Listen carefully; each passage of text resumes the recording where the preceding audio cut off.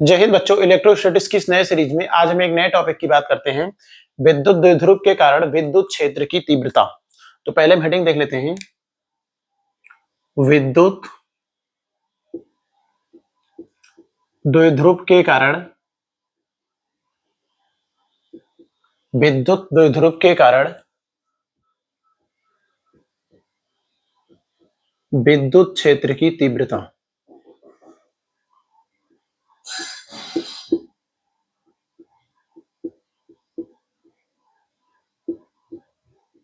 विद्युत द्विध्रुव के कारण विद्युत क्षेत्र की तीव्रता।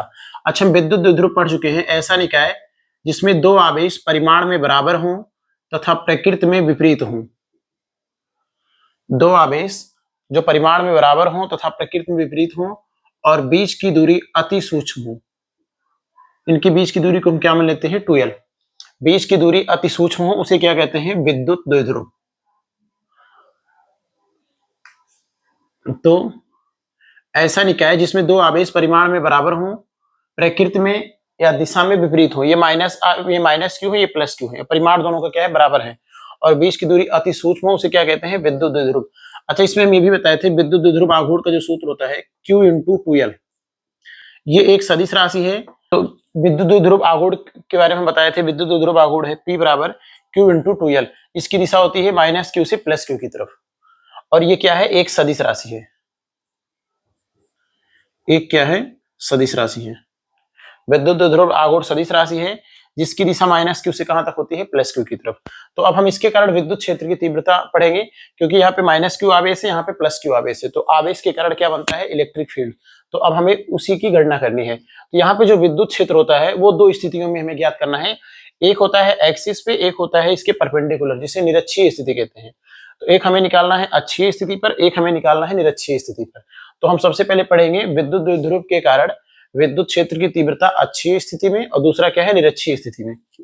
तो पहला क्या है? अक्षीय स्थिति।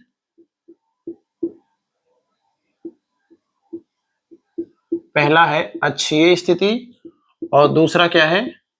दूसरा है निरक्षीय स्थिति। पहला है अक्षीय स्थिति, दूसरा क्या है? निरक्षीय स्थिति। अच्छा, ये अक्षीय और निरक्षीय जो स्थिति होती है, ये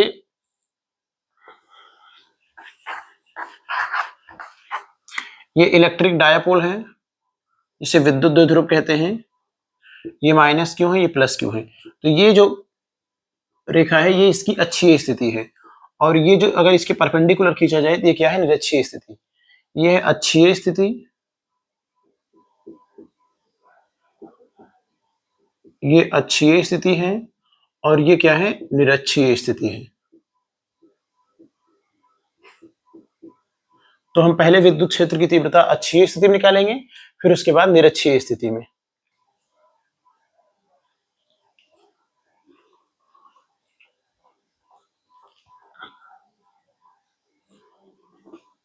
तो हेडिंग है, विद्युत द्विध्रुव के कारण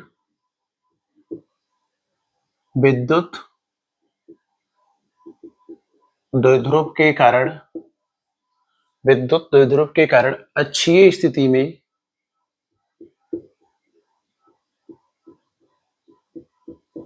अक्षीय स्थिति में विद्युत क्षेत्र की तीव्रता।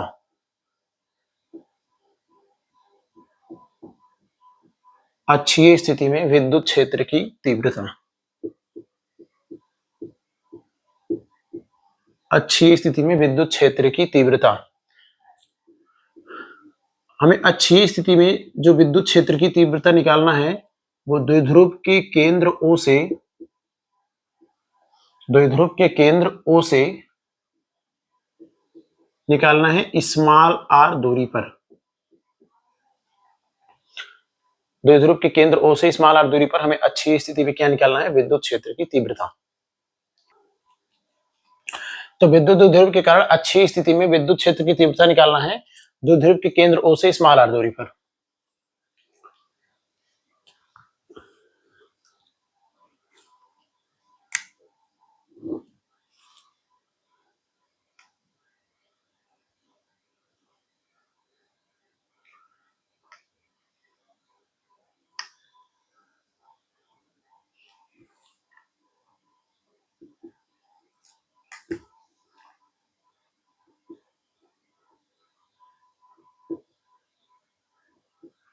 ये हो गया इलेक्ट्रिक डायपोल।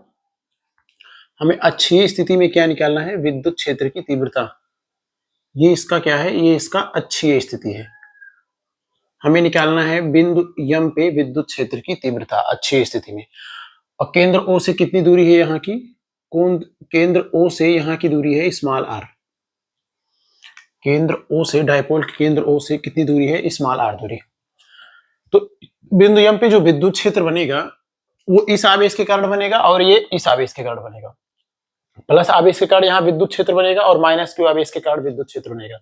और हमें ये पता है अगर एक क्यू आवेश है तो इससे आर दूरी, अगर इसी बिंदु पे हमें विद्युत क्षेत्र की तीव्रता निकालना है तो यहाँ पे विद्युत क्षेत्र की तीव्रता होगी ईपी बराबर K Q by are square.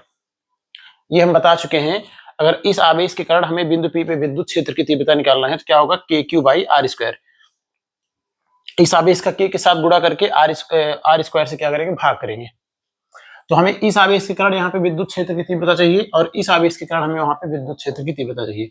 तो पहले हम इस आवेश के कारण अगर निकालेंगे तो पहले हम दिशा देख लेते हैं। बिंदु यम पे इस आवेश के कारण विद्युत क्षेत्र की दिशा कहाँ पे होगी? तो सबसे पहले हम यहाँ पे रखेंगे धन परीक्षण आवेश। अब ये वाला आवेश धन परीक्षण आवेश के ऊपर जितना बल लगाएगा, जिधर बल लगाएगा उधर क्या होगा? विद्युत क्षेत्र की तीव्रता की दिशा। क्योंकि हम सूत्र जानते हैं ई बराबर होता है F E upon Q not. तो जो बल की दिशा होती है वही क्या होती है? विद्युत क्षेत्र की दिशा। जो बल की दिशा होती है वही क्या होती है? विद्युत क्षेत्र की दिशा। तो ये वाला आवेश धन परीक्षण आवेश पे इधर बल लगाएगा तो इस आवेश के कारण यहाँ पे विद्युत क्षेत्र की दिशा ये होगी।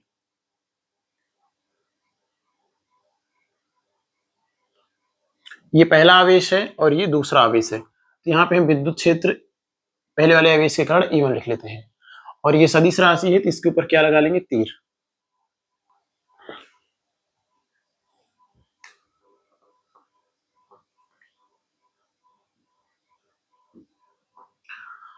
इस आवेश के कारण ये माइनस क्यू आवेश है तो ये धन परीक्षण आवेश को अपनी तरफ खींचेगा। तो इसके कारण जो विद्युत क्षेत्र की दिशा होगी वो इधर होगी।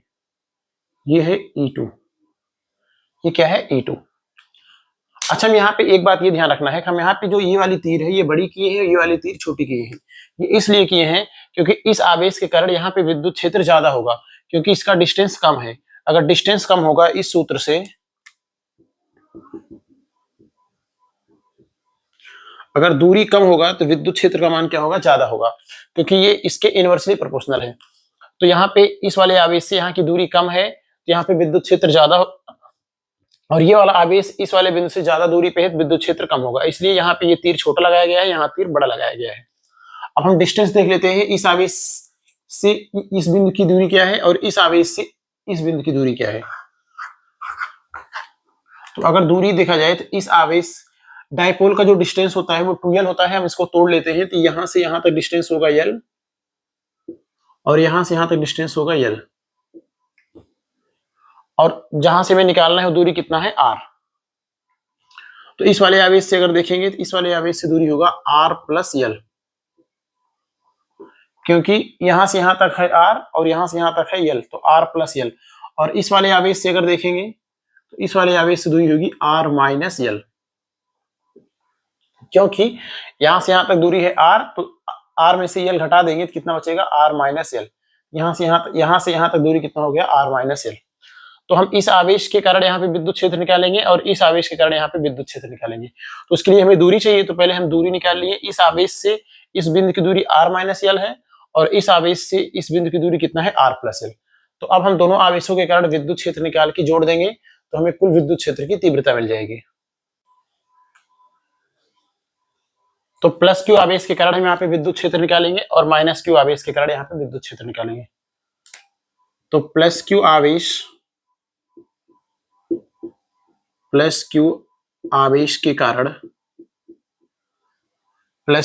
के कारण बिंदु यम पर विद्युत क्षेत्र की तीव्रता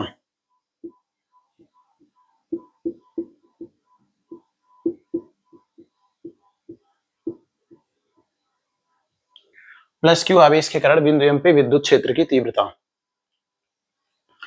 तो प्लस क्यू आवेश को हम पहला आवेश माने हैं तो E1 बराबर सूत्र होता है के क्यू बटा आर स्क्वायर। तो के स्मॉल क्यू और दूरी यहां से यहां तक कितना है, दूरी है r माइनस एल का होल स्क्वायर। तो r माइनस एल का होल स्क्वायर ये है प्लस क्यू आवेश के कारण विद्युत क्षेत्र तीव्रता। अब हम निकालेंगे माइनस क्यू आवेश के कारण विद्युत क्षेत्र की तीव्रता। इसी प्रकार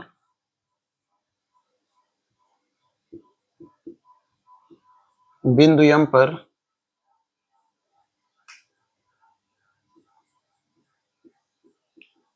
माइनस क्यू आवेश के कारण, इसी प्रकार बिंदु m पर माइनस क्यू आवेश के कारण विद्युत क्षेत्र की तीव्रता।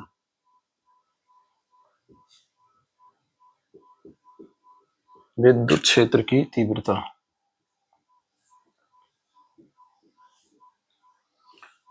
E2 बराबर स्मॉल के क्यू, दूरी कितना है r plus L, r plus L का होल स्क्वायर। ये समीकरण 1 और ये समीकरण 2। तो हम दोनों आवेशों के कारण बिंदु m पे विद्युत क्षेत्र की तीव्रता निकाल लिए हैं। अब हम निकालेंगे बिंदु m पे कुल विद्युत क्षेत्र की तीव्रता। तो बिंदु m पर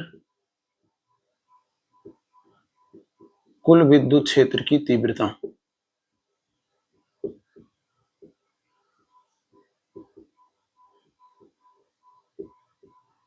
बिंदु m पे कुल विद्युत क्षेत्र की तीव्रता E नेट बराबर, अच्छा दो सदिश राशि जब दिशा विपरीत होता है तो हम इन्हें घटा कर निकालते हैं। दोनों सदिश राशियों का दिशा विपरीत है तो हम इनका जो परिमाण निकालेंगे दोनों को घटा के निकालेंगे। और घटाया कैसे जाता है, ज्यादा में से कम। तो E1 का मान ज्यादा है, E2 का मान कम है। यहाँ पे बिंदु M पे E1 का मान ज्यादा है, E2 का मान कम है। तो E नेट जो होगा E1 माइनस E2 होगा, E1 माइनस E2। और E1 E2 का मान हम निकाले हैं, यहाँ पे लाके रख देंगे। तो हमें क्या मिल जाएगा, बिंदु M पे कुल विद्युत क्षेत्र की तीव्रता।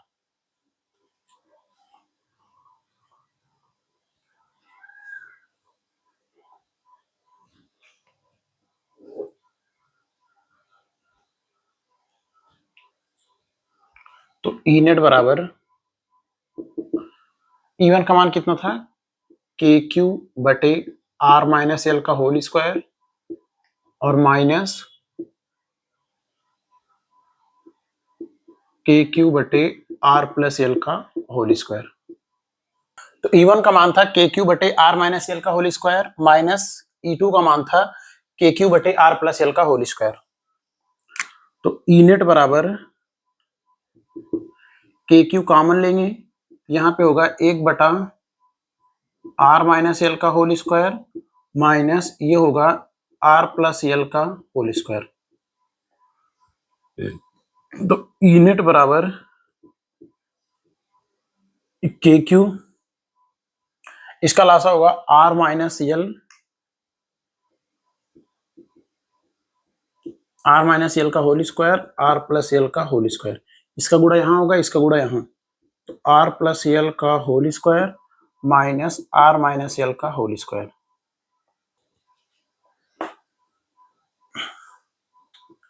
ई नेट बराबर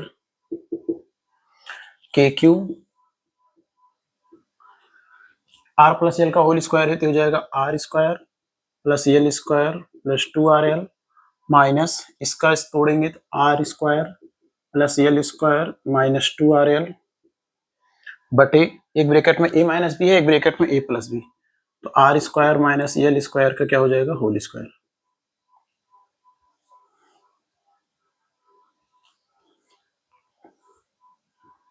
ई नेट बराबर के क्यू,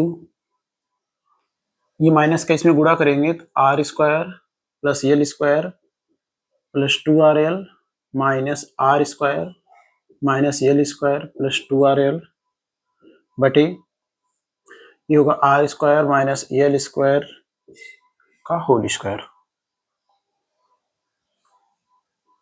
इसमें से आर स्क्वायर कट जाएगा, एल स्क्वायर से एल स्क्वायर कट जाएगा और 2RL कितना होगा, 4RL।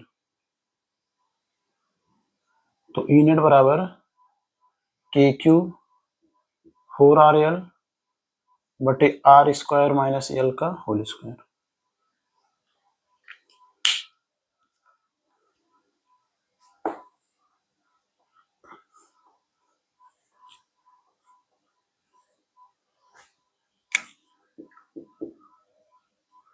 ई नेट बराबर, इसे मैं ऐसे भी लिख सकते हैं K Q into two L, K Q into two L into two, और क्या है आर बटे R square minus L square का क्या होगा होल स्क्वायर। अच्छा यहाँ पे देखा जाए तो ये डिस्टेंस आर काफी बड़ा है और यल काफी छोटा है, तो आर बड़ा है यल छोटा है, तो यल को हम क्या मान लेंगे, यल को हम मान लेंगे नगण्य। तो ई नेट बराबर के, अच्छा Q इंटू टू यल को हम क्या लिख सकते हैं P, विद्युत द्विध्रुव आघूर्ण।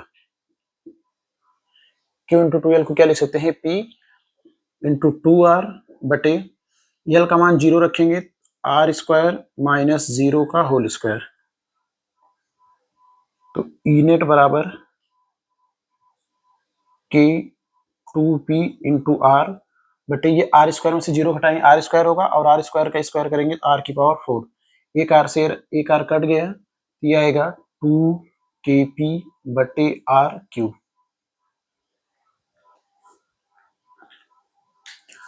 तो विद्युत द्विध्रुव के कारण अक्षीय स्थिति में विद्युत क्षेत्र की तीव्रता कितना होगा, 2 के पी बटा आर क्यू।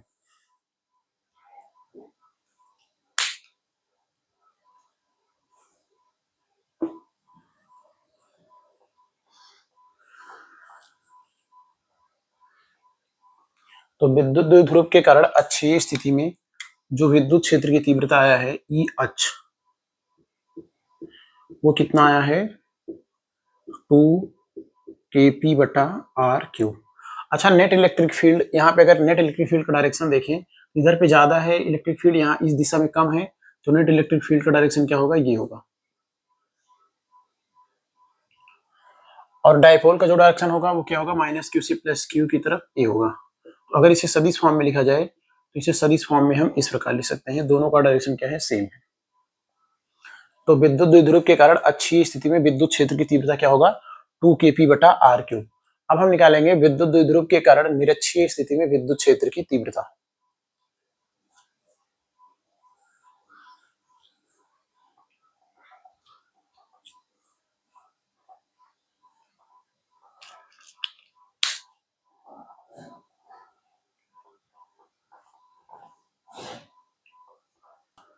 अब हम पढ़ेंगे विद्युत द्विध्रुव के कारण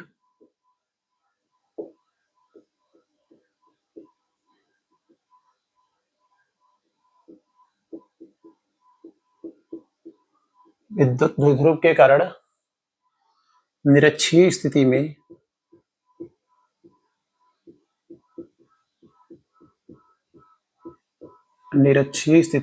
विद्युत क्षेत्र की तीव्रता।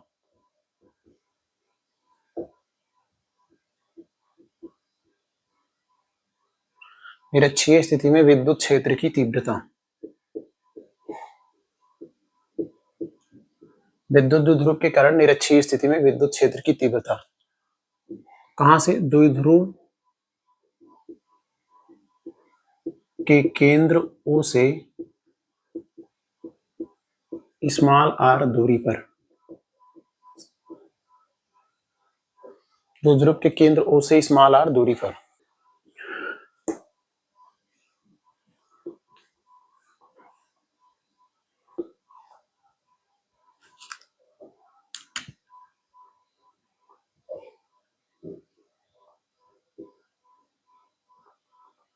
तो एक इलेक्ट्रिक डाइपोल है, ये इसका सेंटर है, यहां से यहां तक दूरी यल है, और यहां से यहां तक दूरी क्या है, ए भी यल है। ये प्लस क्यू है, यहां से यहां तक दूरी कितना है, यल।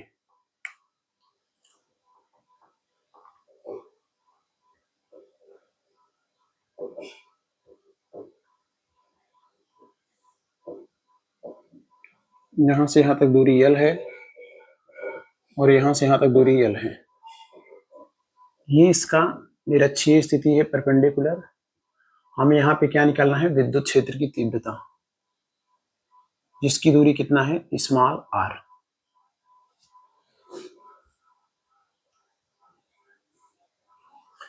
इसकी दूरी कितना है, स्मॉल आर। तो इस आवेश के कारण यहाँ ये हम मान लेते हैं बिंदु यम है, इस आवेश के कारण हमें यहाँ पे विद्युत क्षेत्र निकालना है, और इस आवेश के कारण हमें यहाँ पे विद्युत क्षेत्र निकालना है। यहाँ पे यदि हम धन परीक्षण आवेश रखेंगे, पहले दूरी चाहिए, तो यहाँ पे डिस्टेंस खींच लेते हैं ये वाला। तो ये दूरी r है, ये दूरी l है। पाइथागोरस प्रमेय से कोण 90 डिग्री होगा। तो ये वाला डिस्टेंस होगा √r² प्लस l स्क्वायर।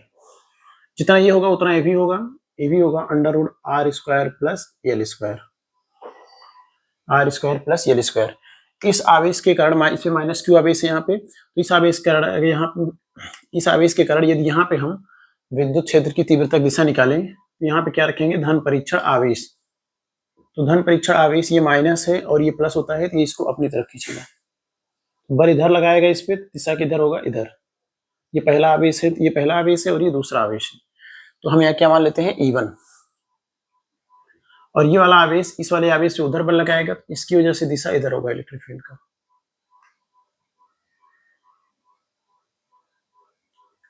ये क्या है, E2।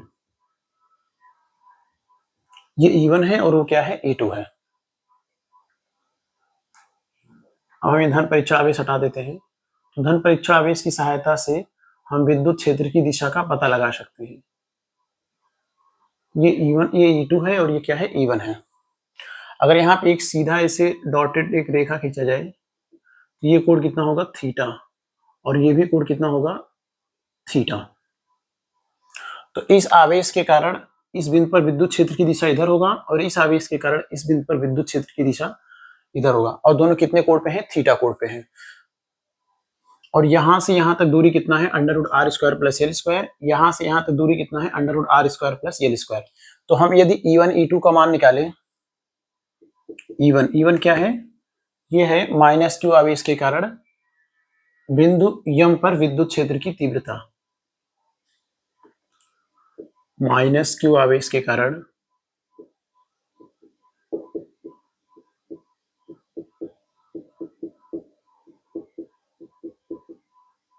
बिंदु यम पर विद्युत क्षेत्र की तीव्रता।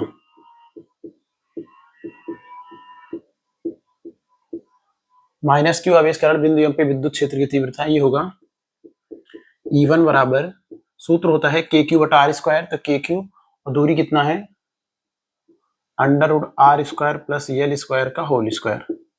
तो ये होगा KQ बटे अंडर रूट से स्क्वायर हट जाएगा, r² प्लस l स्क्वायर। ये E1 का मान है। इसी प्रकार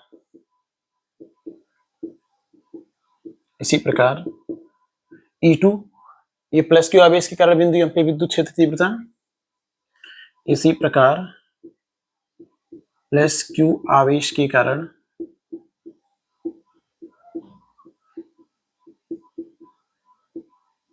बिंदु यम पर विद्युत क्षेत्र की तीव्रता।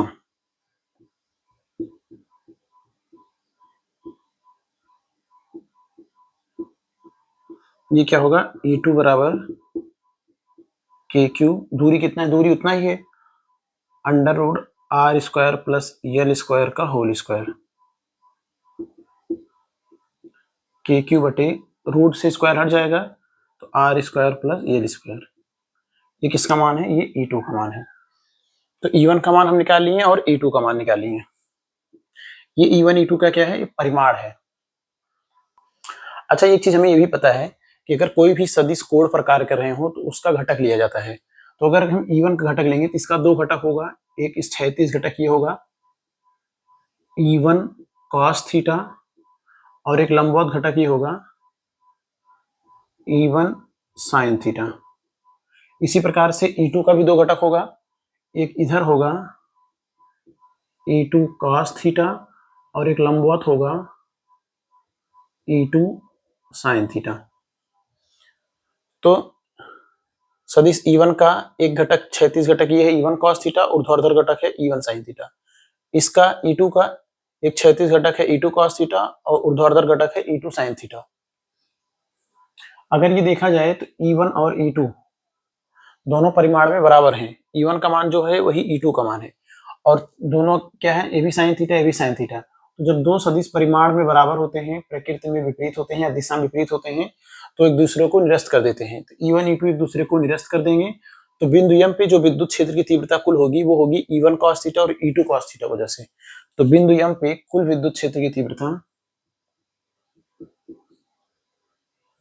बिंदु यम पर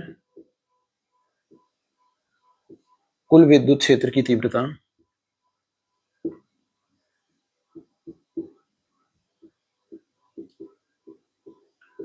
कुल विद्युत क्षेत्र की तीव्रता ये होगा ई नेट बराबर E1 cos थीटा और प्लस E2 cos थीटा।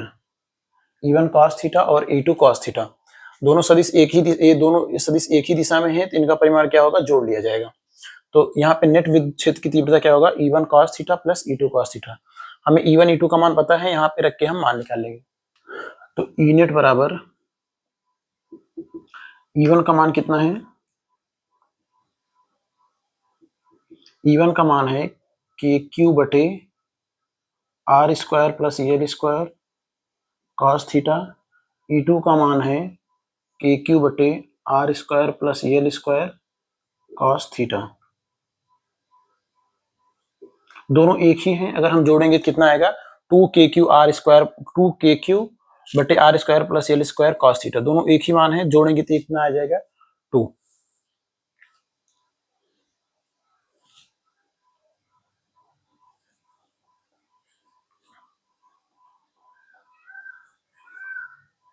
तो ई नेट बराबर, इसे हम जोड़ेंगे तो यह आएगा 2KQ बटे R square plus L square into क्या होगा, cos थीटा।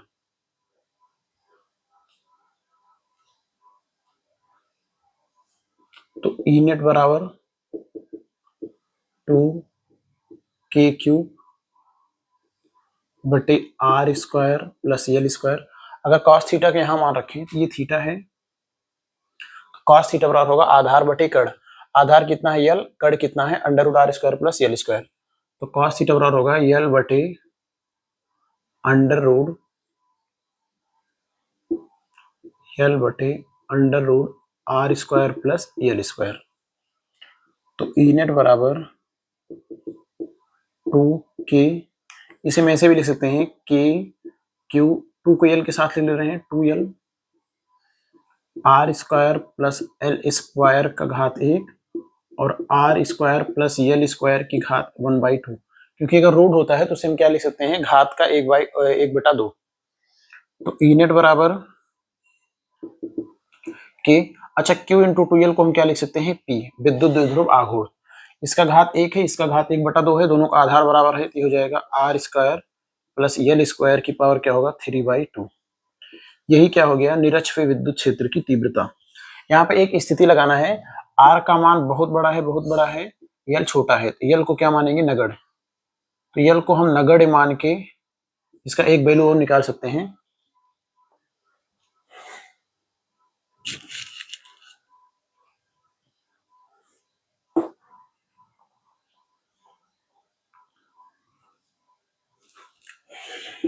यल का मान 0 रखेंगे तो ई नेट आएगा KP बटे आर स्क्वायर प्लस 0 की पावर 3/2। तो ई नेट बराबर KP बटे आर स्क्वायर में से 0 घटाएंगे तो आर स्क्वायर बचेगा, और इसका घात 3/2 है, 3/2 है, 2 से 2 कट जाएगा, सीधा कितना आएगा, R3। तो निरक्ष विद्युत क्षेत्र तीव्रता क्या होगा, KP बटा R3।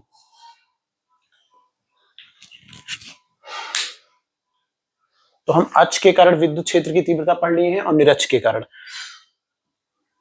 अक्ष के कारण आया था 2KP बटा R3 और निरक्ष के कारण आया है KP बटा R3। तो अक्ष के कारण